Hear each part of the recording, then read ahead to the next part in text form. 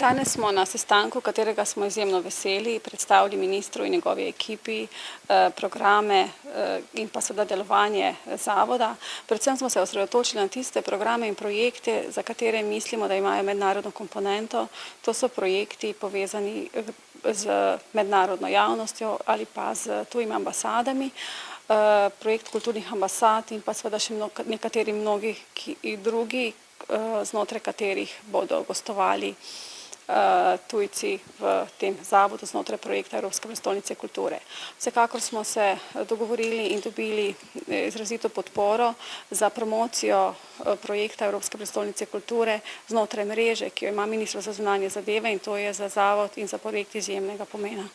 Nismo se pogovarjali o vrednosti 100 tisoč evrov, mislim, da gre 100 tisoč evrov za sredstva, ki jih je minister govoril generalno, ampak konkretno smo se pogovarjali o pomoči preko mreže, ki Ministrstvo za zunanje zadeve ima za promocijo tega projekta. Danes sem zaključil s pogovorom s predstavniki Evropske prestolnice kulture, predvsem o tem, na kakšen način bo zunanje ministrstvo pomagalo promociji Evropske prestolnice prihodnje leto oziroma že v letošnjem letu, na kakšen način se bodo naša predstavništva, predvsem v sosednjih državah in tudi v drugih evropskih državah, organizirala za promocijo tega. Ob sami obletnici, 20-letnici neodvisnosti Slovenije, še bolj intenzivno pa proti koncu leta, ko bo znan tudi program in cel sklop.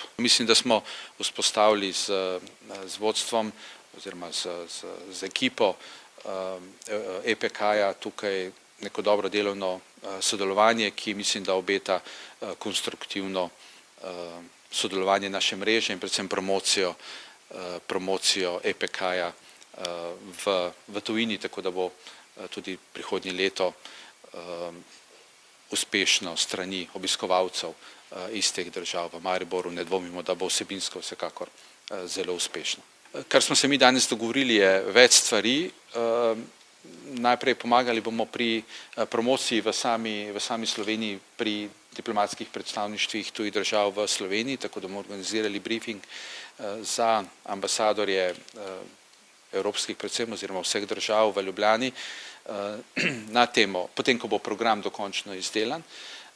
Naša predstavništva bodo dobila te brošure promocijske o EPK-ju, tako da bodo lahko začela tudi v svojih pisarnah in na prireditvah promovirati. Dogovorili smo se, da bodo predstavniki EPK-ja naredili nabor nekih kulturnih prireditev, kulturnih dogodkov, ki jih bomo ponudili naši mreži.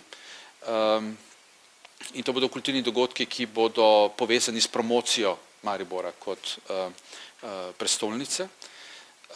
In te projekte bomo financirali iz kulturne žepnine, kot jo imenujemo. To je denar, ki smo ga skupaj dali Ministrstvo za kulturo in Ministrstvo za zunanje zadeve. Ravno jutri bova z ministrico podpisovala dogovor o tem skupnem skladu. No, in iz tega skupnega sklada bi financirali te projekte, ki nam jih bodo predlagali iz EPK-ja.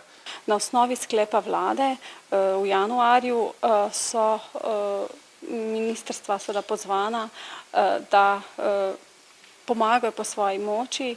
Tudi strani zavoda smo poslali različnim resorjem predstavitev projektov in seveda vidimo sodelovanje z različnimi ministrstvi, seveda na projektih, za katerih mislimo, da lahko različni resorji vidijo svoj seveda smisel in seveda lahko sodelujemo. Ta projekt kulturne ambasade je požel precej zanimanja, tako ambasad kot različnih kulturnih institucij, in moram reči, da so izjemno navdušeni, predvsem zato, ker bodo skratka imeli možnost, da predstavijo umetnost in kulturo iz svoje domovine v Sloveniji znotraj tega leta Evropske prestolnice kulture. Zavod pa jim bo seveda zagotovil prostore, v katerih se bodo predstavljali.